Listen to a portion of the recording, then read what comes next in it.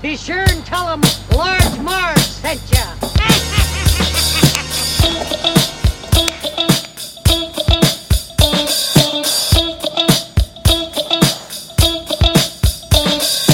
In the 90s, we were just teeny tykes. We liked our movies and our bikes. We wanted to be DJs, but we were just teeny gals. So we went off to college and we remained as pals. 20 years later, we're still watching flicks and we're bringing you the favorite bit by bit. Sweetie and Sweetie are here to say it's the Large Marge Santa's podcast. Hey.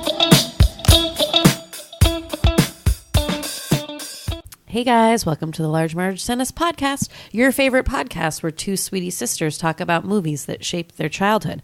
I'm Sweetie with an IE and a small cold. Whoops, and I'm Sweetie with a Y, and I like to interrupt. I didn't tell you I was going to do that, first of all. Yeah, you didn't. But I just wanted to make people aware that, like, this is not what I sound like all the time if you're, like, a first listener of this podcast. It's probably sexy voice I time. am enjoying Just like it. when I had a cold, and I was like, am I sexy or do I sound like a goat? I have a good rasp, and I was singing the Janis Joplin song last night, a whole bunch of Janis Joplin songs last night, because it reminds me of, like, a raspy voice. You said that like I was there. I was like, hello? When was this? What? Last night, I was singing them. And Just randomly for fun? No, to my boyfriend. And yeah, to Jimmy. Hi, Jimmy. I was singing that song like, Lord, won't you buy me a Mercedes Benz? Cool. My friends all drive one. Yeah, I guess. Right? Yeah, sure. Yeah. Hey, just call me Janice. Janis Jop for short. Cool. Today, guys, we covered Sweetie Pick this week. Sweetie Pick, yeah. As in she's Sweetie. She's talking about herself, not me. Sweetie IE Pick this week. You can just say I picked. I picked. It's getting confusing. So critical. So my pick this week, guys. And I had some trouble. Like, I put it out call on Instagram, on Twitter, and I said, "Yo, help me." I had three choices. Ready? I had My Best Friend's Wedding, awesome rom-com. Even though I kind of hate Julia Roberts, I love that movie. But a lot of people like that one. We'll do it eventually. Never seen it. Number 2, Blue Crush, guys. Also never seen it. Oh, God. It's like surfing movie. Kate, what's her name with the two different color eyes? Bosworth. Love that movie. Was like obsessed with it. She's two different colored eyes? Yeah. Really Does she wear contacts in this? No. Oh, no. I don't know if she does to correct it, but like her real, look Google pictures of her. It's kind of crazy. Wow. She's like blue and green or something, or blue, green and gray or something. Anyway. Great movie. We're going to cover it eventually. But the rousing favorite was Robin Hood Men in Tights. We're men. We're men in tights. Tights. We go around the forest looking for fights. We may look like pansies, but don't get us wrong or else we'll punch out your lights. Mel Brooks classic, if you will, from 1993. So, fan of this podcast, you know that we've already covered our other favorite Mel Brooks film, and pretty much the only two we're going to cover. Because for us, and listen, we know that Mel Brooks has a lot of good films out there, right? Sure. Some other ones might be your favorite. Yep. Those might include Young Frankenstein. That's a real popular one, right? Sure. Blazing Saddles. The Producers. Right? Good stuff. But for us, in the time that we grew up in, it was really either Spaceballs or Robin Hood Men in Tights, right? Us in the time of our lives, we only watch 2 Mel Brooks movies. Right. So, Spaceballs we already covered. Excellent podcast. Check it out. Whoa, I can't speak. Check it out. Do a check it out thing. It's awesome. Great. So that movie came out in 1987. So pretty young for us, but we still really grew up on it. Like, Dad loved it. Whatever. We saw it a lot. Now you have Robin Hood Men in Tights that did come out when we were alive and actually like watching movies. So you have this one being like a little bit closer to our like frame of reference and like alive, and also possibly like understood it slightly more. Maybe not. Well, I think for like reference sake, Star Wars. I mean, like Spaceballs. Obviously, we got more of those references and jokes, In Robin Hood, I would say close to Zip. Yeah. Robin Hood references did we understand?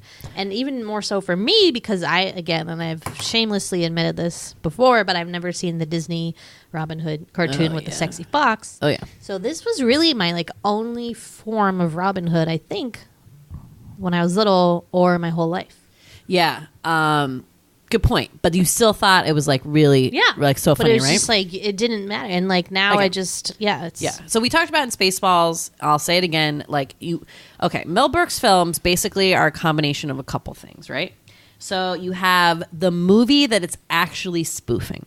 So for like Spaceballs, it was Star Wars primarily. For Robin Hood Men in Tights, it's the Kevin Costner Robin Hood Prince of Thieves from 1990. Okay, so it's like the direct spoof. But then you have other things that are also funny in it. So that includes not only like physical comedy, but other movie references and spoofs. So not only to that one that's directly related to, but other ones throughout like Hollywood history or other ones that Mel Brooks has done, right? And then you have 90s or whatever decade like it takes place essentially, societal kind of pop culture jokes, right? So that all have to do kind of like what's going on in society that basically like everyone will find funny. Like the Jerry Seinfeld effect. At the time. Yeah. Timely humor. Right. So everyone can relate to it. So that's the great thing about Mel Brooks, right? Is that it's got comedy for everybody because it's like, it'll always be funny in some way. And he also spoofed like other versions of Robin Hood, I guess, as well. Right. So not just the Kevin Costner one. No, that's the main one. Right. But, just, some other snippets here and there. Right. So that's why I think like no matter either like how old you are when you watch this, like what you'll always find like something funny, right? So Mel Brooks, did the Spaceballs ones, very successful, and then he had the chance to do this one. There was some like sort of who knows if it's an urban legend in the trivia that said like someone was in some like boardroom meeting in like Hollywood and whatever movie studio, and they're like, what can we make that would be like a huge hit? And someone like jokingly said like make a spoof out of Robin Hood Prince of Thieves. And so they went with it. But guys, Robin Hood, tale as old as fucking time. How many Robin Hood movies are there? So many. They keep trotting that damn story out like we're not sick of it. Dude, a movie came out last year with like whoever that guy is. Jamie Foxx, as like the Chew character, I guess. Or is he Little John? I think he's Little John. I don't know, but he's like training Robin Hood. I was like, that doesn't fit with my Robin Hood Men in Tights vision. Yeah, and there's someone else like hot in it. Oh, Jamie, what's his name? Lannister? No, Jamie, who was in the fall. Dornan or whatever. 50 Shades guy. Yeah. I forget if he's like good or bad in that. Anyway. So, yes, you had, like, the Errol Flynn, like, Robin Hood shit, right? So that was, like, super old. Then the cartoon one, which I've got to be honest with you guys, that's my favorite. This is my number 2 Robin Hood because I know Sweetie says she hasn't seen the cartoon, but, guys, that is an amazing cartoon. It is adorable. The fox is hot. It's one of the best old Disney ones. Sure. I believe it. By far. I believe it. I'm ashamed. I'm ashamed. Totally. Then you had this Kevin Costner version that came out in 1990, which, yes, we have not seen it. We watched a few clips. I don't know what's going on with that movie, guys. Is that movie a joke? Like, what is happening with that film? It's crazy. It's almost unanimously billed as like a terrible movie, except our good friend Johnny Vaught. It's his favorite movie. He's gone on record saying that's his favorite movie. Why it would be if you like saw it when you were in a certain like age or whatever, and like whatever, because it was a big movie at the time. Mm-hmm. The only thing I remember is that Bryan Adams song that was like huge from it. Which one? Your love and no other could die for you. Die for you. No, it's true. Everything I do it for you. Covered by Brandy. I loved that version. Yeah. So I remember like the movie was like one of those music videos that like had the movie in it. Yeah. You will find. Yeah. Great song. But seemed like a terrible movie. Wait. Is that the one JC Chazé sang on the Mickey Mouse Club or no? Oh, no, I forget. Probably not. I don't know. So then there was a Russell Crowe version. Oh, like, yeah. And then this new one that came out like last year. So clearly, like, tale as old as time. I mean, it's a good story. Can't go Yeah. wrong. Can't so go wrong. It's one of those, it's been around forever, since like medieval times, when guys like in the Disney one, they have that guy playing the guitar or whatever in a tree, I think. You have seen I know, right? Weird. But that was how it was told, through like ballads, and like those guys would like go around and like sing the tales of like Robin Hood. So I'm not clear if it was a real person or not, or if that's like speculated. Think it is, because the trivia said that Patrick Stewart, who is a role in this movie, is like from a village that's like down the road from like where Robin is buried, where Locksley is, or something or like that. Who they think was Robin Hood, right? It probably what was, is that? Yeah. Is that some like William Shakespeare bullshit where they're like, oh, it's like this person? I don't know. It seems like one of those. Yeah, it seems like one of those like urban not legends, but like I don't know. Maybe it was, maybe it wasn't. It's like Mother Goose. It's like. Well, yeah, who knows? I mean, I'm sure he's out there somewhere. Good for you, Robin. We owe you a ton of money. But fascinating. Yeah. So good spoof. As I said, came out in 1993, so I was 10. Sweetie would have been 6. Yep.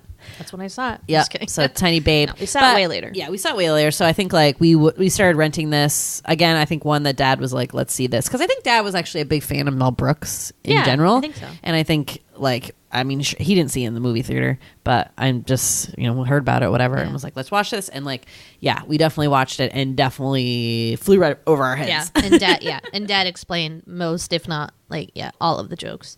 Yeah. As the Robin Hood ones, I think maybe. But I don't remember him seeing that movie either. I don't think he saw that movie. Yeah, maybe he didn't see that movie. I feel like Dad did not see any movies without us. Do you remember Dad like going to the movies not with us?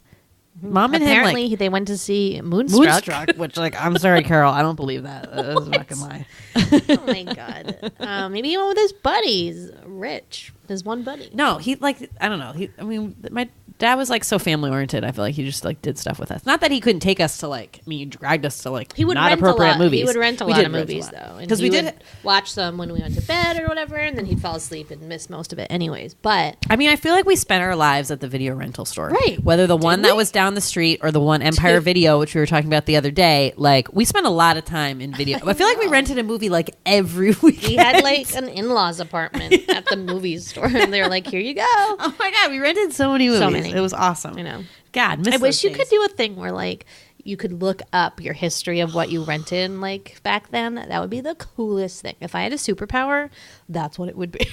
I wonder what we rented. Oh my god, be like Feds 80,000 times. Why did you rent Feds so many times? Well, we Adventure. had like accounts at the store, so like they would have been able to see it, wouldn't they have? Yeah. Did they like? Yeah, because if you like didn't come back with a movie, like they'd be like, dude, you're paying for it. Yeah. Like, yeah, they call you up, be like, where's this movie? That might have happened like one time. Probably. Yeah. Anyway, good times, guys. Away. We're talking about Robin Hood. So yeah, good old spoof. Can't go wrong with these. I mean, now that I watched this one, I think Spaceballs actually might like be my favorite of these two now. Versus, I thought it was this one for so long, but I didn't laugh as hard, I feel like, as this one as Really? Spaceballs. Yeah. What do you think? I think there's it's very, I think ultimately like collective laughter is louder maybe during Spaceballs, which I still think is largely due to Rick Moranis' part, and that part of our favorite part where he like flies through the thing and he's like, never play this again. Just like cracking up now thinking about it. But this, I feel like it's funnier like throughout more maybe. Okay. I don't know. There's ups and downs, right? And it's funny because Spaceballs is very similar to Robin Hood Men in Tights, and the fact that like there's this like virginal girl and she's being like policed by this like handmaid, like whatever, what is that called, like a nurse? Yeah. What is that? I don't know. Who's like can't let her have sex as her one job, and then he has a sidekick, and so it is very similar actually. Yeah, and similar plot. And this is also very similar to The Princess Bride, to the point where I was like confusing myself, and I was like, is the Hey I Bet part in The Princess Bride? It is. Well, and also you have Cary Elwes. Right, marriages, but Cary Elwes starring in both, so I would see like why that would be very confusing to you. I know. Same thing though. He like goes and finds her in the castle. She's like on the bed, and they have a duel in the bedroom. It's crazy.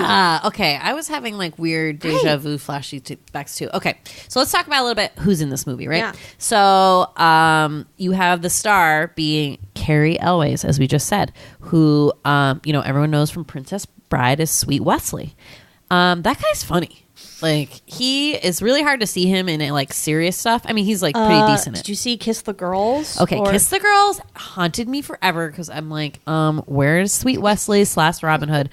He was terrifying He in can that. be good at a good guy and a bad guy. Also, he's the stepdad or whatever, the boyfriend in Liar Liar. I know. I love the claw. Oh my god, the claw part is so funny. I can't wait to do Liar Liar. Yeah, but he's great in this. So he is like a funny guy, and it's just like his looks almost that like are really awesome, and his accent is for real, but it's like pretty like, hammy. It's just, hammy. Yeah, and he's just like he's like perfect in this, and I for some reason like whenever I search. Or like when you're on Twitter and you search like the gifs and stuff, and there I forget which one it is, but there's like basically the best gif of all time is when people are, I don't know what interview that was or what, where like Cary Elwes is like being asked something and he's like flutters his eyelids and it's just like what? Yeah, what? It is one of the best gifs like out there, and I always see that, and it's never not funny. It's good. Anyway, good. He's excellent. He's excellent. Dave Chappelle, guys, first role ever. Started it out on, Crazy Ride to Fame. Just kidding. I mean, Dave Chappelle's doing good, but his first movie role as a Chew. Excellent. A Chew. My favorite character when I was little, obviously. Avi. Amy Yazbek of Wings and Problem Child and The Mask. She was in, right? Yeah. As Maid Marion. Not my favorite character role actress. I'm just going to say. Probably my least favorite part of this film is her ratty red wig. I'm just saying. I can't Which looks like that lady's in we watched the trailer for Robin Hood, Prince of Thieves, and that's what her hair looked like. So I think that was that actress's real hair, though. I mean, Amy Yazbek's hair is red. Oh, it's a lot of Amy's red hair. Who else has Amy Adams. Oh, that's a lot. So what? She just is too much for me in this. I don't know. It doesn't sit well with me. She kind of like makes my skin crawl. Beautiful woman though. Amy Yazbek. Who else? I'm not sure of the other side people. The other side. Well, the Blinkin is like he's been in other Mel Brooks. Was he in Young Frankenstein? Yeah, like Igor or whatever. He's been in a couple. You know who else he was is in Saved by the Bell, the new class or the college years. Or maybe not. Maybe it is the college. Anyway, I think it's the college years. He's like the waiter at the Blinkin? Yes. What? The waiter at like the crow's nest or whatever. My God. The falcon's nest. Wow. Who like is an actor. Good trivia. Gee. Is he really British? No, wait, maybe it's Max. Wait, hold on. There's a brief period of time where the guy who's usually Max from Max, is like on hiatus or something, and then this other guy is Max for some reason. I feel like it's him, but I could be wrong. I might be wrong about that. Right. Don't quote me. I'm probably terrible. He's probably in Saved by the Bell, the new class, which I've never even seen, and fuck that shit. Shit. Okay, but that's Blinkin, and then Isaac Hayes is a Chew's father from in the beginning. Yep. Richard Lewis is Prince John, who's sort of like a comedian. He's like a comedian kind of guy, but I thought it was Blossom's dad from the show Blossom my entire life until tonight. But he was on Curb Your Enthusiasm, so that's pretty big role for him, kind of more recent one. I don't know who the sheriff of Rottingham is. It's this guy named Roger Rees. Not familiar with him. British actor. Who else? Megan Kavanagh, who, if you guys don't know, she's Broomhilda, is Marla Hooch from A League of Their Own. And she's awesome as the kind of lady in waiting. Mm-hmm. I think that's the word you're looking for. That is, yeah. Eric Allen Kramer is Little John. He looks so familiar, but like I'm not sure who he is. Yeah, I looked him up too, and I was like, "Who are you?" But yeah, I couldn't find anything. I'm not familiar with the guy who's Will Scarlett O'Hara, but he's cute. Tracy Ullman, miss that bitch. Okay, do you remember the Tracy Ullman show? Yes. That was like some funny shit. She was awesome. She's hilarious in this as Latrine. Mark Maron's podcast semi-recently, and she's still like amazing. God, she's so funny, man. I love her. Patrick Stewart, small role as King Richard. Awesome. Dom DeLuise, another like, he was like a comic, right? Yeah. All Dogs Go to Heaven? My God. Did he do that? Was that like his movie? I don't know. Wrong? He was in Blazing Saddles, though. He was in All Dogs Go to Heaven. I love All Dogs Go to Heaven. He does a lot of voice stuff. Very much, yeah. Okay, there's a movie called Lion of Oz. Interesting. Yeah, he does like all voiceover cartoons. This is awesome. Also, that Dick Van Patten. Also another Mel Brooks standby. Seems to do a lot of Mel Brooks films. Cool guy. Love that bitch. And Mel Brooks himself. So always puts himself in his movies, right? Mm-hmm. Always a bit role as Rabbi Tuckman. Yeah, because he's Jewish. So because it's Friar Tuck. Rabbi Tuckman. Yeah, Tuckman. Good one. Yeah, so he's like funny as Rabbi Tuckman. So yeah, a good cast of not necessarily like super well known people. Kind of in the 90s they were, but like now kind of not doing too much. But yeah, good one. Yeah, a lot of people. Let's get into it. Okay, let's do it. Cool. It's wow, your bathroom's really loud. It's not my bathroom. It's someone else. It's like someone else taking a shower. Someone else taking a dump. In a shower. It's a shower noise. Apartment living. Just so you guys know, we like walked out of the elevator in Sweetie's apartment here, and it's like blood all over the floor. It's like a fucking crime scene. Okay, sketch. No, it's not like all. What do you it's think like happened? droplets. I don't know. Someone's hand was bleeding, and they were like waiting for the elevator. And those were like big drops of blood. That's like crime scene blood. Should I call someone? To clean it up so people don't get HIV. Like, what the fuck is going on in this apartment complex? Okay, guys. That was your quote? Oh, did you do Sweetie Synopsis? No. Oh, I thought you did. No. It's time for the Sweetie Synopsis. Yeah, it is. Oh, I didn't even write down a quote. I'm going to have to pull one from memory. In a murder house. The murder house. A roll is a roll. That's a good one. A toe is a toe, and a roll is a roll. And if we don't get no toes, then we don't eat no rolls. I made that up. Robin of Locksley is fighting in the Crusades, which in this movie is just like an evil, they're battling this like evil Middle Eastern enemy of some kind. So he's in Jerusalem. That's what the Crusades were. Was it? Well, it was basically like taking over areas like of the Middle East, like convert them into Christianity, I think. They're basically like spreading Christianity with war. It was awful. Bullshit, guys. Christianity is bullshit. So he's in Jerusalem. He's in a prison. He meets a sneeze who helps him escape from the prison quite easily, I might add.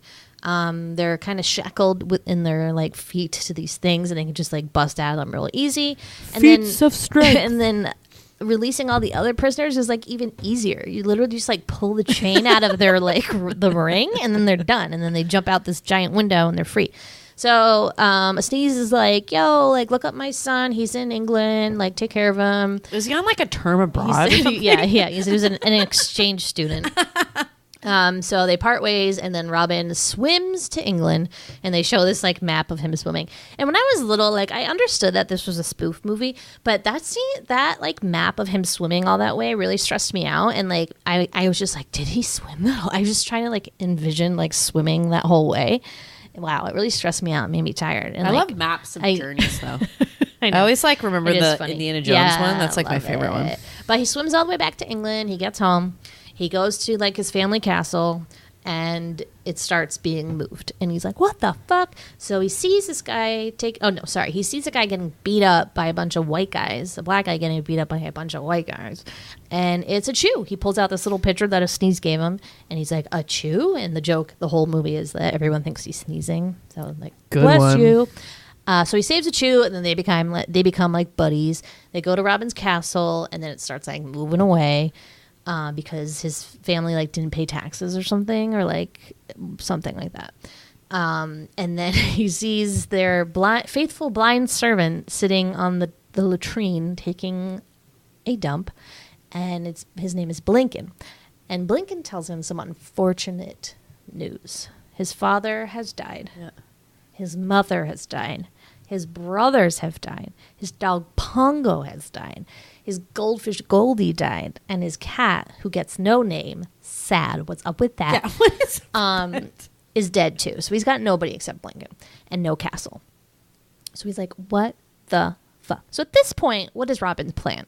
Even like, he's just like, I'm going to go yell at someone. Like, I'm confused. I mean, like, he meets the sheriff. Like, he's been gone how long? Pretty long time. Pretty long time. And so much has changed. There's King John is on the throne, who is King Richard's brother, and he's been like taxing the joint up. So like everything sucks, and I think that's why the house gets taken away. But was King John not supposed to take over the throne when King Richard left? And you have to have like somebody. A king and wait like. But he just like abused his power, kind of a thing. I think that. Sheriff of Rottingham, who's like this evil sheriff who's, I'm not sure what his deal is. Why does he hate Robin Hood so much? Like, doesn't even know who Robin Hood is? Yeah, who Robin Hood he doesn't really know who Robin is, but I think he's heard of him, and he just wants him gone because basically he doesn't want any like competition, right? So the sheriff comes about him and is like something. Because they were chasing that boy. Yeah. And then Robin saved him. And for poaching in the woods. Yeah. And then humiliated the sheriff. Yes. And then he hates Robin. And then he hates Robin. Okay, good one. Piecing it together, guys. Teamwork. Complicated plot. I mean, we've seen it a lot, but you really don't pay attention to the story. But I don't really know the story of Robin Hood, like, I guess, now that I think about it. I'm like, wait, who is who? Yeah. What's happening? So the sheriff of Rottingham has his eye on a lady, Maid Marion, who we're not sure, like, what her deal is. We think she was part of a fancy family, but why is she wearing a crown? Question mark. Yeah, it sounds like her parents were Lord and Lady Begel, and they died. And so then I guess she's just a maid. If her parents were a lord and lady, you know how there's different like hierarchy, so it's like king, queen, duke, duchess, going by the homecoming, lord, lady, baron, baroness, the homecoming court. Yeah, okay, like whatever. So that's, but I feel like maid's like pretty low down, but it's not like Robin's really like anybody. Yeah, I mean, he wasn't like super poor because they had that like a manor. It was like I wouldn't call it a castle, I guess. Right. So they show up at this like dinner. Right? Is that when he like goes to the dinner? But I thought it was to get his house back. Yeah, to get the house back. And is that where he meets Maid Marion? Yeah. Yeah. So he's like, hot lady, I like her. And they kind of like they're trading eyes. They're having like, what is that called? Yeah. Love at first sight? Yeah. I don't know. Love at first sight. Not romantic, yes. Sex with their eyes, I guess. So everyone now like knows about Robin, and he kind of like causes a ruckus. And at this point, has he met his little entourage? Yeah. So they're all together now. So we've got Achu, Blinkin. We've got Little John, who is like this big guy who job is to like police the bridge that you have to pay a toll over, which is like a teeny little creek. And that's when Robin's finding out like basically the extent of, okay, so he has been gone for a while, so he doesn't know. Like when he left, King Richard, I guess, was like still there and everything was like hunky-dory. But now like King John has been taxing like the shit out of people, so he's learning that bit by bit, and he learns this by Little John, who has to do like a toll on a bridge to get the rolls, as we said before. And his buddy is Will Scarlet, who is like a dagger enthusiast. Scarlet O'Hara. We're from Georgia. Dagger enthusiast, also jousting. He's pretty good at. Pretty talented.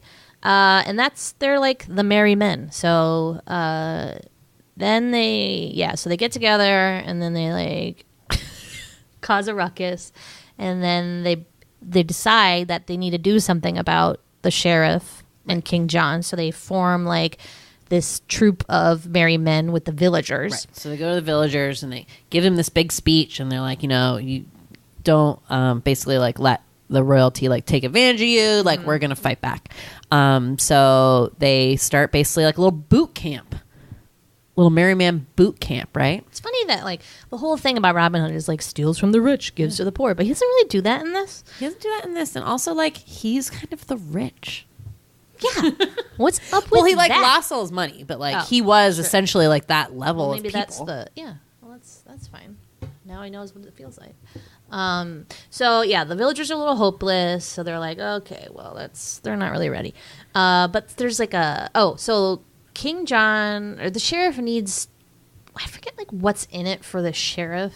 He gets to marry Maid Marion. Yeah. No, I don't. Because if Robin goes away, King then he John can didn't promise him that. I don't know. Maid Why Marion, is this Marion. so complicated. So they figure out they need to lure Robin to the castle so they can kill him or whatever. So they hold an archery contest. Oh, yeah, because they have an assassination plot. And they hold an archery contest to get Robin to come. They're like, Robin will have to come.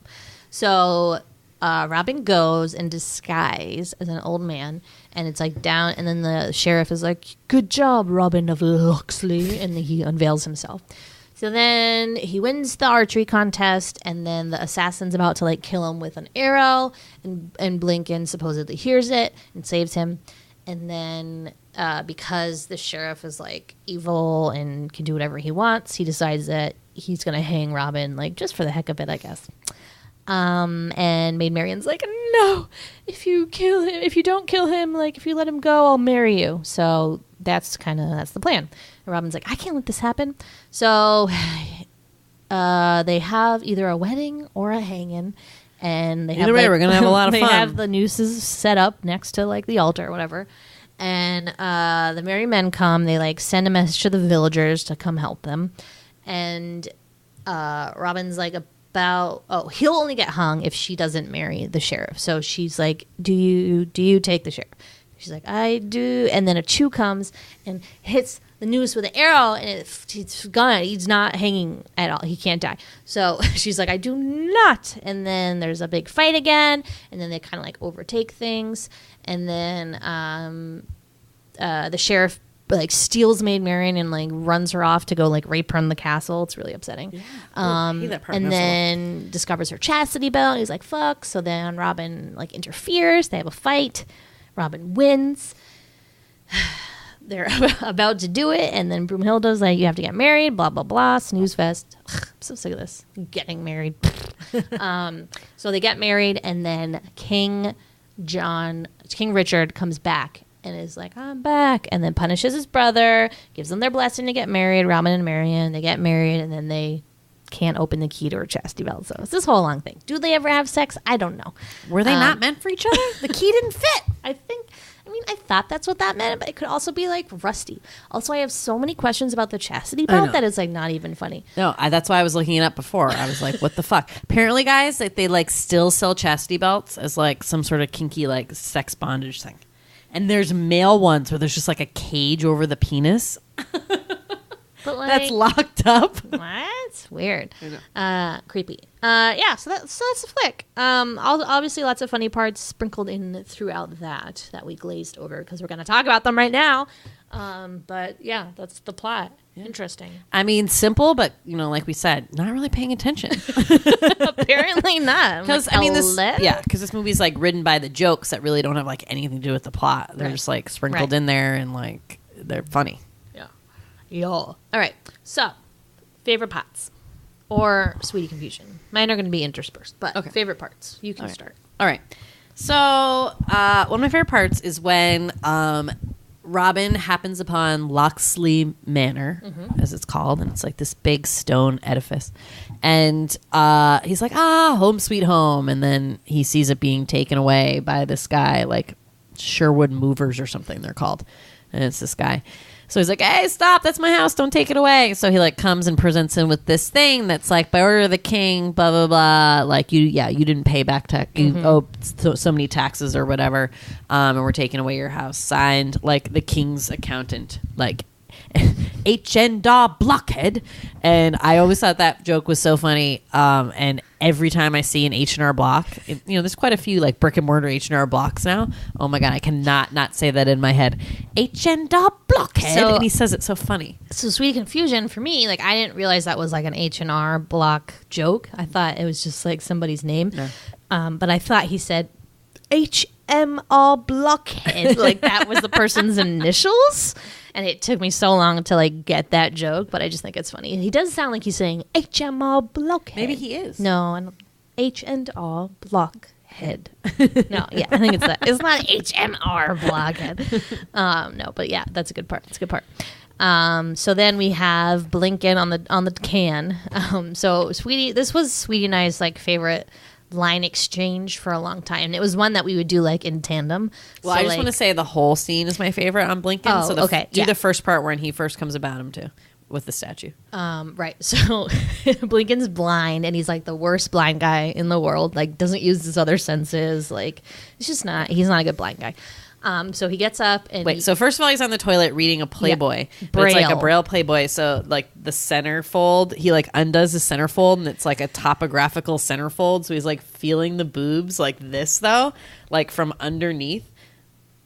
He was? Yeah, he like goes, or no, he does that for the statue. Yeah. Sorry, so he's like going like this or something. I don't know. It's funny though. Just like feeling him, basically a Braille Playboy, like hilarious. So go on. Yeah. So then he realizes Robin's there, goes over to like hug him, but instead goes to this like statue, which is like the Venus de Milo. Yeah, like the Venus de Milo statue. So it's missing its arms. And he's like, Robin, you're so. And he's like, oh, you've lost your arms in battle. What have they done to you? And he like freaks out. He's like, and then he touches the boobs and he's like, oh, but you grew some nice boobs. Boobs. And then he talks to Robin and he's like, your father, how does he get first like say his father's dead? He's like, I thought that would happen after your father died. Yeah. And he's like, my father's dead? Yes. Blah, blah, blah. Oh, And no, that's when the mom dies. Yeah. He's like, and then it was after your mom died in whatever. Pneumonia. With pneumonia. My mother? Oh, you were away. And my brothers? They killed by the plague. My dog Pongo? Hit by a carriage. My goldfish Goldie? Eaten by the cat. My cat? Choked on the goldfish. Ain't it good to be home, Master Robin? So Sweet and I would do that. Just exactly what we did just now. All the time. My dog Pongo? Pongo. Isn't that like the 101 Dalmatians dog? That's great. My goldfish Goldie? Goldie. Cat, no name. Cat, no name. What the fuck? But yeah, I love that scene. I love everything about Blinkin. He's my favorite character. That guy is hysterical, and just like the stuff he says and the way he says it is just fantastic. So yeah, love him too. So then, let's see. Yeah, so that's Blinkin. Any other Blinkin parts in that scene I missed that are your favorite? Okay. Nope. Okay. Next. Okay, so as we said, Tracy Ullman is this character of Latrine, who was like the witch, the castle witch or something. Mm-hmm. So King John like goes to her for like advice, counsel, spells. I don't know. So anyway, so she's like hilarious. So she's like gross, like big nose with warts all over it. You know, like classic witch.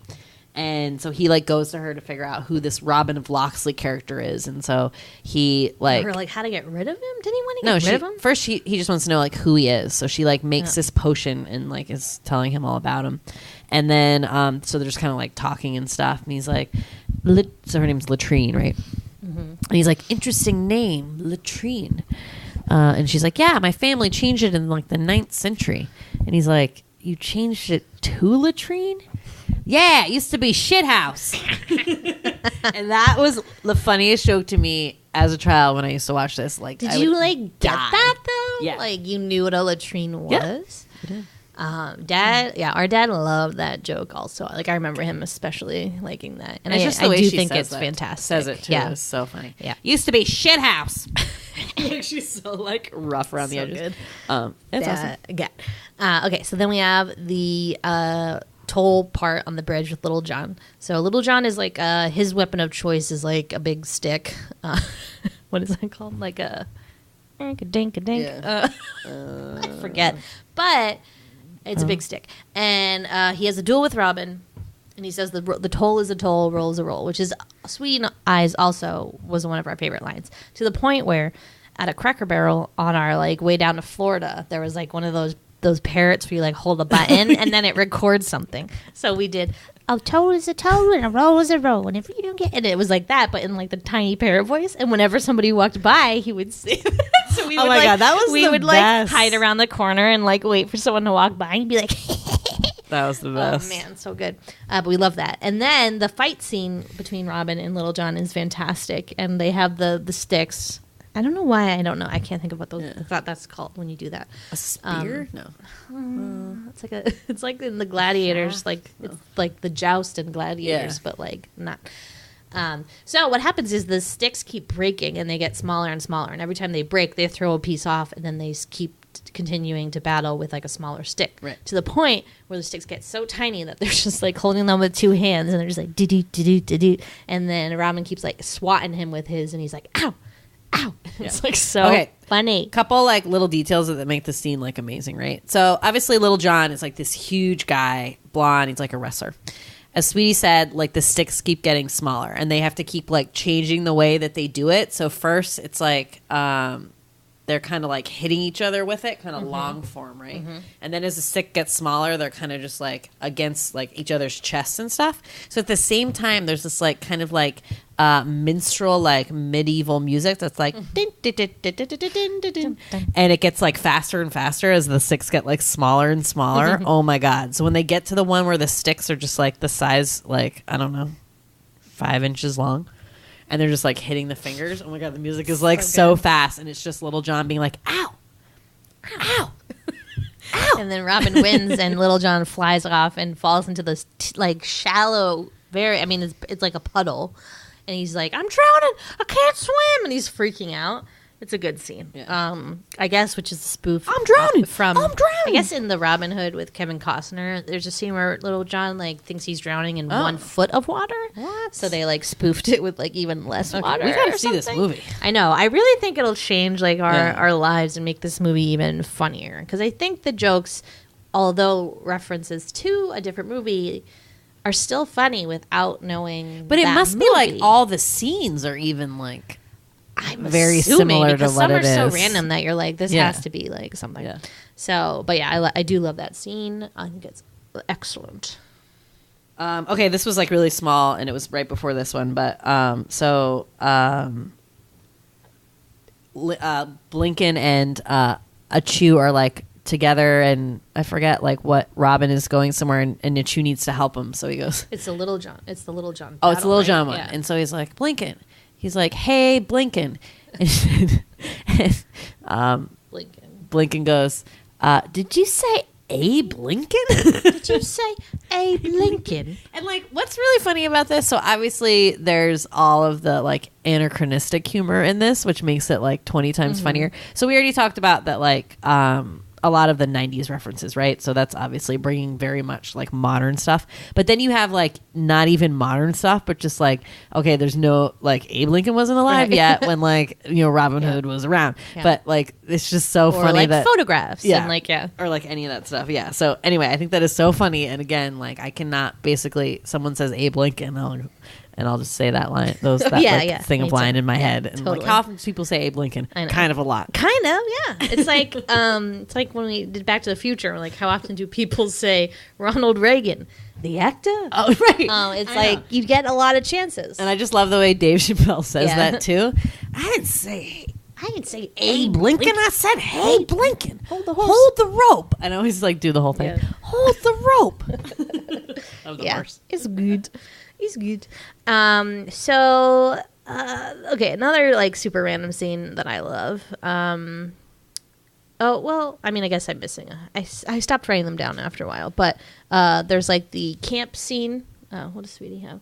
Oh, yeah. So they go to like rally up the villagers or whatever. So Robin does like a speech, and he starts the speech by saying like, lend me your ears, which is from Caesar, Shakespeare.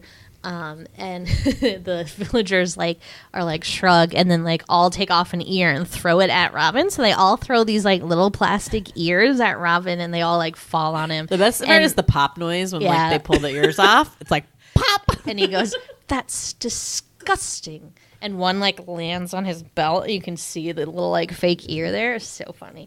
I thought that was gross but funny when I was little. Yeah. Like it like kind of freaked me out a little bit though, that you could just like pop off your ear, and I'd be like, ew. But yeah, good scene. And then also in that scene, like what Robin's saying to the villagers doesn't really resonate because they're kind of dumb, so they don't really like understand his big words. It's also a Winston Churchill speech. And then she was like, let me try. So he puts on Malcolm X glasses and then does like a Malcolm X speech. He's like, look at you. Look at yourselves. And like says this whole like great speech. I am like very strongly attracted to Malcolm X for some reason. Must be the glasses. I think so, because when he put those on, I was like, whew. I've never seen that movie. I need to see that. Denzel Also one. very 90s. I read the autobiography of Malcolm X when I was in like 6th grade for some reason. It was like a school report or something. Went way over my head, obviously. But I've always had like a weird, and then I had a stamp that we found in the stamp box at the East Ham Post he wasn't Office. a bad-looking guy. I thought he was so hot. But 90s was definitely like because of the Malcolm X movie with Denzel Washington. It was like a major resurgence of Malcolm X, and obviously like a somewhat controversial figure, right? Because you always had like for the civil rights movement, you had like the Martin Luther King peace and all these marches, and then Malcolm X was really advocating for more like violence, right? Yeah. So a controversial figure, but yeah, he was a good-looking guy. Yeah, he's hot. I'm gonna get a. I want to watch that movie. I'm gonna get a poster. I'd be interested. Put it on my ceiling in seeing that. But yeah, good one. Good scene. Good scene. Oh, and then I just have the Hey Abbott part because again, something like I always say. So at the very end, it's the wedding of Maid Marion to the sheriff of Rottingham, and you have so the abbot. Abbot is like the religious figure of the time, I guess, of like a priest sort of like figure. When was Robin Hood? Like like Church of England? Is an abbot a Catholic like thing? Medieval times, right? Yeah, so I guess are they Catholic? I forget.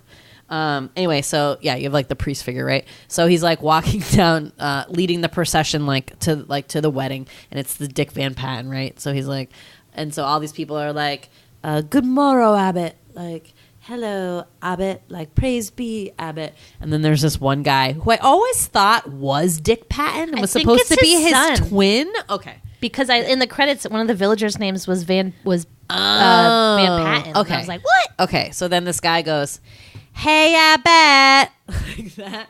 And apparently it is a Abbott and Costello joke because in the comedy troupe, Costello, that's how he would always say Abbott, like, hey, Abbott. But it's like a play on like the guy, the Abbott is like a religious figure, right? But the way that guy says it, and then so the Abbott, so Dick Van Patten goes, I hate that guy. Like he's always there saying that. Which I feel like is something we always said, but not maybe because of this movie, but like we would always like see people we didn't like and be like, I hate that guy. Or Dad would always say that.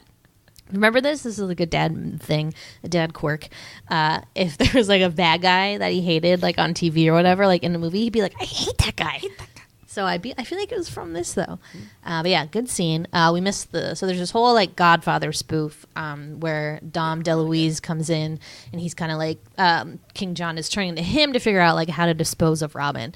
And it's this like so many Godfather references. You have like the Don Giovanni, who's supposed to be like Luca Brasi, and the Godfather, who's like this very like big kind of like dumb guy who at the beginning is like, I congratulate you. He's like really nervous to speak to Don Corleone, and he like starts like talking, and it's in this very like weird speech, and this guy mimics it like perfectly, and he just like randomly starts talking about his daughter's wedding, and it's like nothing to do with the movie, and King John's like, what?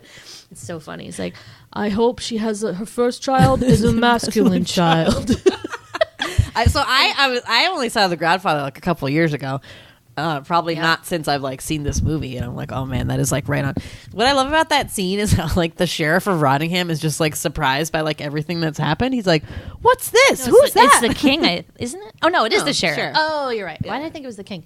Yeah, and he like when he like, just tells when he tells him that Don Giovanni is like has all these archery medals. Yeah. Don Giovanni like opens his vest and he has all these like literal the main medals. Guy was Don Giovanni. Oh, you're right, because he's Don. Yeah. Then. What's the? He's called like something else. Yeah, like something like Luca something. Yeah. And he opens his vest and he has all these medals, and the sheriff's like, "Wow, wee!" for like everything. And then when he learns the guy has his tongue out, he's like, "What?" And then wait, I missed this part. I must have been doing something, but doesn't he like have the weird lizard or something? Charlie. Yes. It's so random. That part I don't really get because that's not really that's not in the Godfather. I don't know what that so like is I don't either. know what that But is supposed to wait, be. did you say the part that so No. Dom DeLuise is the okay? You're gonna say the part where Well, so he's supposed to be like Don Corleone, so he's like talking very like this, he's talking like this, and the whole joke is that like you can't really understand him or whatever. Like that's the always like spoofed in The Godfather, right? So only like halfway through Dom DeLuise's speech does his speech become very muffled and like gargled, and you're like, what is he saying? And the sheriff's like, what are you saying? And he's like, oh, sorry, I went to the dentist and they left the cotton in, and he like takes out these 2 cotton balls out of his mouth, and then he puts them in the guy's hands, and he goes, I will take these cotton balls from you and put them in my pocket. I love that guy. He's so funny. Weird. I love it. But yeah, he for some reason has this lizard Charlie who like poops on him at one point, and it's like so weird. Like also in the credits, it was like animatronics team, and I was like, what was an animatronic? Because like, Charlie does like weird things. I know, Yeah. I know, but I figured it out. But I was like, oh, Charlie. Random, but great scene, good scene, good scene. And then. So even though we hate Maid Marion, I loved the part where she was like in this tub and she sings, and it's like it's this beautiful like song. I was obsessed with it, obviously, when I was little because I loved like pretty songs and like pretty voices. So I did enjoy that scene. Very like Disney moment. Yeah, she's like in this great like clamshell bathtub and it's like singing. You know, it's good. It's good. Anything we're missing? I guess like the villagers when they dress as women is pretty funny. I do like the Men in Tights song. Yes. So there's a couple like random songs in this, and then okay. So you have the introduction, so like the story being told by these merry men, but like rappers, and they do like a pretty awesome introduction. Hey. I said, hey. I said, hey, nanny, nanny, hey, nanny, nanny, hey, nanny, nanny, nanny, ho, ho, ho. So it's like this main rap guy with like glasses and like a backwards like Forrest or whatever that cap is, Robin Hood cap. And then you have his little merry men are like these awesome dancers, and they do all these like funny dances. It's really great. And then in the middle you have like the merry men basically describing like why they're manly but they still wear tights, and it's like we're men in tights. So that's like the big musical number, and then they sing, and then they're doing all these dances, and it becomes like a Broadway kick line at one point, like na na na na na na na na na na na na na na na, and it's hilarious. And I thought those were like fun little elements to like add into it too. Totally. And then I think the ending scene, I like when they dress as women. There's just like a couple scenes that are funny in that where like Blinkin's boobs are all crazy, and they're like, fix your boobs, you look like a bleeding Picasso. Like a bleeding Picasso. They throw just like I'm just thinking of like other Blinkin lines. But there's this one part where he decides that he's gonna do like the watch. And I was almost said Wesley. Robin like comes up. He's like, Blinkin, what are you doing? And he's like, I'm guessing no one is coming. And then he's like, get down from there. So he like takes the ladder, but it like falls, and he falls off this like tower thing. And then he gets up and he like dusts himself off, looks at his hand. He's like, I can see. And he freaks out and then immediately runs into a tree. He's like, nope, definitely can't. No. I always thought he said, nope, no, I can't. But he says, he does not say that. Oh, I thought that's what he said. No, it's more succinct. But then he can't see. So that's a good line. When my favorite one is the arrow. So when Robin almost gets assassinated, like Blinkin's able to catch it, and everyone's like, "Wow, like Blinkin, how did you do that?" And he's like, "I heard that coming from a mile away." And then Robin's like, "Good job, Blinkin." He's like, "What? Who's talking?" Like, you can't hear people like up close. What? Pretty good. Who's talking? And then when like the villagers start throwing like lettuce, he's like, "Oh, good, they've opened up the salad bar." I'm just like his accent is like my favorite kind of like British. Is he really British? Or is it like the hammy, like, it's because it's really easy to fake. Yeah. He was born in Texas. Yeah. So, yeah. It's definitely fake. It's good. Yeah, but it's good. I love him. Blinkin. Oh, you were away. I do like to say that when, like, somebody, like, missed something important. Yeah. Okay. So Saved by the Bell. Okay, yeah, I was right. Okay, so he is that guy who like takes over for Max briefly in like 2 episodes, and it's the episode where Zach needs to like pretend Mr. Belding wants to see his father, and Zach's like, you can't see my father because I want to go on the ski trip. But as luck would have it, the new guy at the Max is an actor, so he like hires him to be his dad, and then he hires him again to be Mr. Belding for when his dad comes, and then they both meet each other, and they're like, yeah, and it's good confusing, one, but one. it's Very a good good episode. memory. So I guess he like redid what's the reprieve, what's that what called when you like redo a role that you already previously did in Saved by the Bell, the new class. So he plays the same character, I think, unless there's a different character named James, but good for him. That's funny. Oh my god, I love that so much. Good trivia. In case you guys didn't know, I'm a Saved by the Bell expert She as well as a Full is. House You gotta go to expert trivia and a for that. Doug expert. So what are your sweetie fusions? so okay, and a lot of these are related to not knowing the reference. In the beginning with a sneeze, some of these are just me being dumb little kid and I didn't know. But he's like, Robin's like, what are you in for? And a sneeze is like jaywalking, and like I honestly didn't know what that was. Yeah. And I mean, it was I'd say a bigger deal, I guess, in the 90s maybe when people started getting in trouble for that, which is jaywalking is when you don't when you cross the street like not on a crosswalk. Yeah. And apparently it is like a punishable crime, not crime, but like misdemeanor in California, right? Isn't that like the I guess, or is that like an people urban aren't legend? serious about it here, and I'm like, Who's cops serious do not about have it here? time for that. They don't here. do that here. They don't have time for that shit. Yeah, They're but busting real but crimes. it's pretty funny. But and I think that's also that joke is supposed to be like black people, like because he's black and he like they wanted an excuse to like arrest him, which is like awful, like whatever. Similarly, when he meets with Chew, he's getting beat up by all these white guys, which is like a very troubling image to see like today. I mean, it's always been a troubling image, but due to like all the what's been happening over the years, it's especially like troubling. But that is based on Rodney King incident in the 90s. That was the 90s, right? Yeah. Who I always thought was Don King when I was little. Confusing. Also, sweetie confusion. So HML Blockhead I mentioned. So there's this part where there's this screaming kid. He's just like screaming and he like, it's weird. And then he says goodbye to them. And there's this part he says that like, I mean, I say this maybe like every day, but like when I want to leave, I'm always like, well, I got to be going home now. like he's trying to leave because Robin's like on another one of his like weird speeches and that he's getting uncomfortable. He's like, well, I got to be going home now. And then he like looks at them and then screams again and runs away. And it's always so weird, but I'm assuming it's something to do with the Robin Hood, the Kevin Costner movie, which someday we'll find out. I'm sure one of our listeners will tell us on Twitter what that's all about. Right. Let us know. There's a scene where villagers are like locking up their horses at this like event, and one guy puts this giant like club on his horse and like locks it because that was like a big thing in the 90s, right? The club. I'm gonna go over the 90s stuff. Don't give away and my 90s then stuff. Malcolm X I was like a little bit confused about. I think I just didn't really fully understand that reference thing.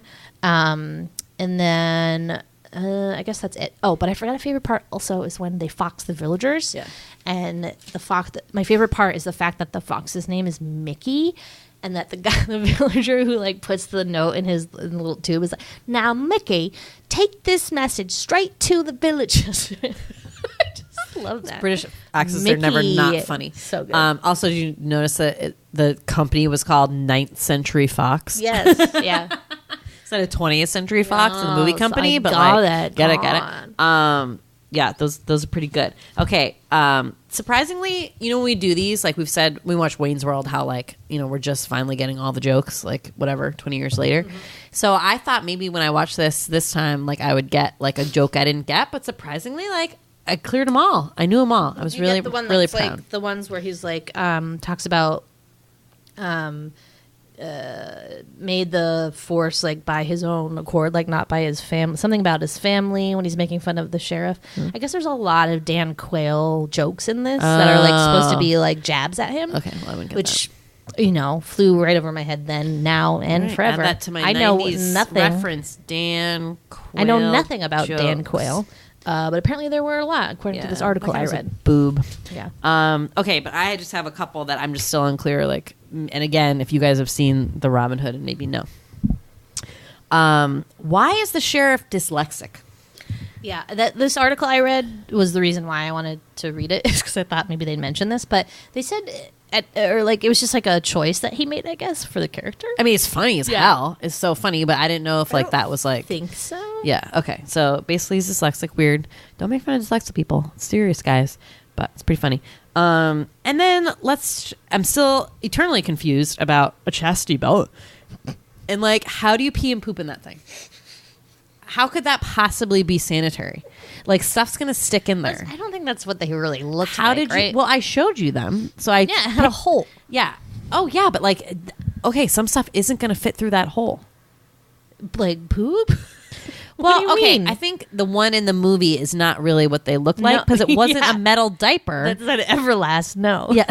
It was only like a part that was blocking like the vagina. Yes. So it was like a little hole, so potentially no penis could stick in there. But you didn't have like, so you could still poop freely because it was just like and an your open pee comes butt. out your urethra, not your vagina. So, but those are essentially the same areas. No, really not. If you look at a diagram. No, but like popular misconception. But if they put like a little hole, then you could pee and it would go down there. But cannot be sanitary, like, what about right? your period and like? Oh God, I don't even want to go into that. I mean, what the fuck, That's guys? I think maybe that's bullshit. why I hated that actress, because like I just was like, ew, what is going on under there? But like I said, there's like real ones for bondage reasons why you like would have a chastity belt. So weird. And then I saw this like picture of a Venetian one that just had like holes, but there were spikes all around the hole. So if like a penis tried to get in there, it would like get all cut up. I like that invention better. Seems So fucked up, smarter. guys. Dude, controlling women's like sexuality. No, so dumb. All right. So, and then I wanted to go over this because I took a screenshot of this of the trivia because it was like actually really funny. Okay.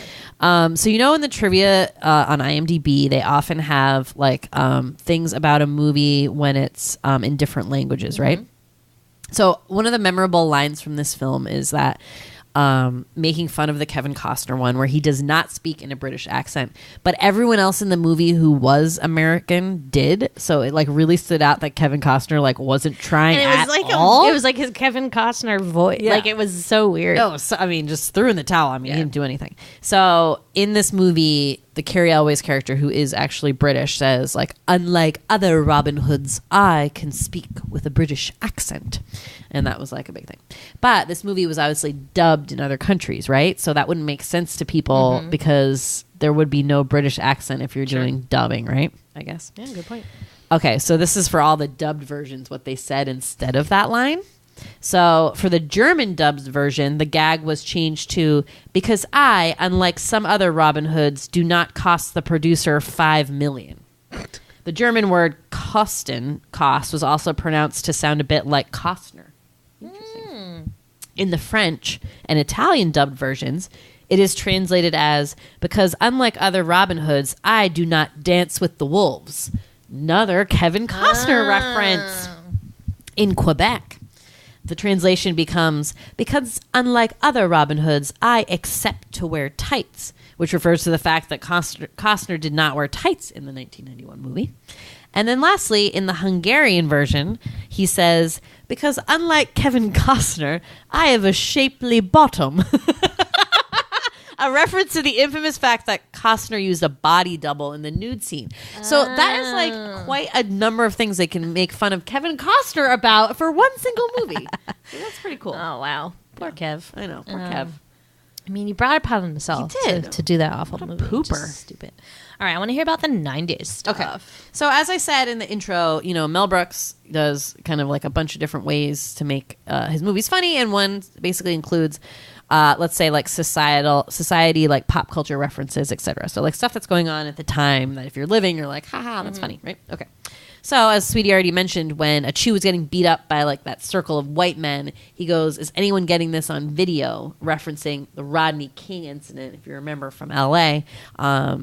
Very tragic, beaten to like the edge of his life by cops after being pulled over. Horrible thing. Started the LA riots in, I forget what year that was. That was 93? Right before OJ, right? Yeah, 93, I want to say. 92.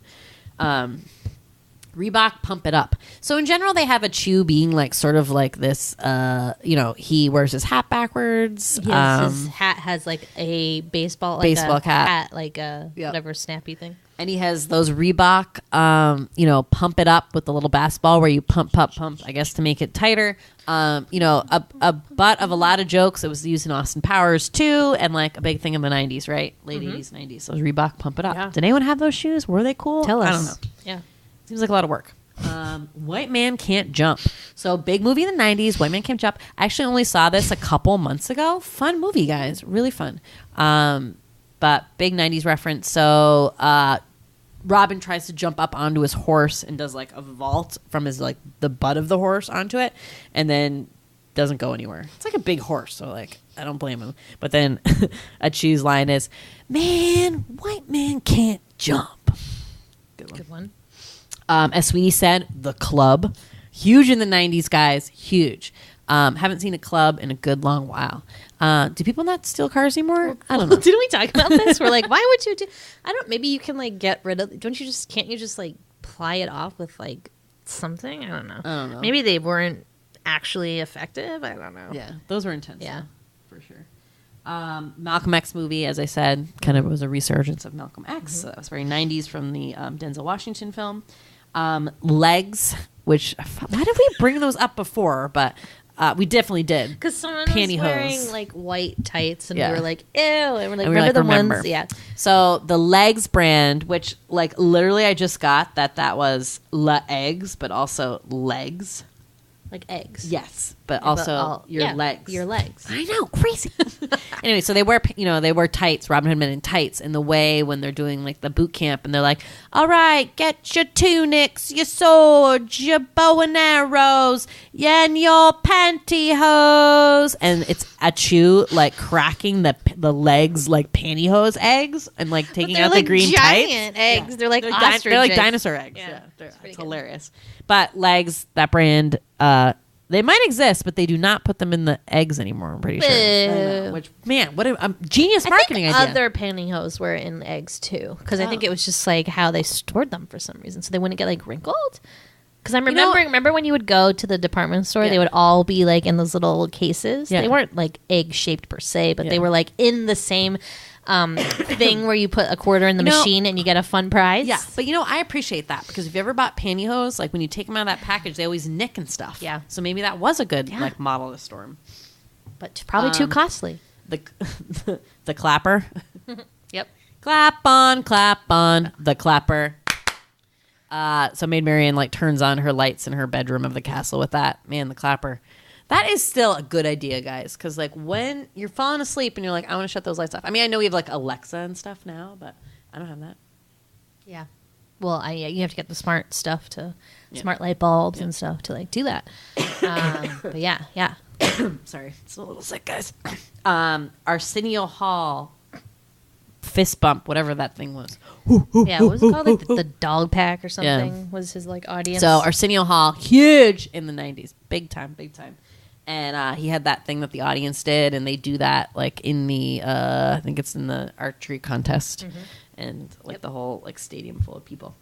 And on top of that, the Wave, guys, the Wave, and I guess invented in the 80s. I looked it up. It was at a Yankees Oakland game, forget. But anyway, some guy like made it up, and then but like pretty prolific in the 90s. When you used to go to baseball games, I mean, I've been to a couple of baseball games recently, and I have not seen the Wave. Really? I don't know if it was too cold or what, but I was like, where is the Wave? Happened when I went to one a couple of years ago. It's really fun for like the first twice, two times around, and you're stop like, doing this? There's always like one person who keeps it going, and you're like, buddy, sit down. Or like they started again. You're like, we already did the Wave once. Like I don't want to do it again. Yeah, it should be one time around. You're like, it's it. It's only fun once.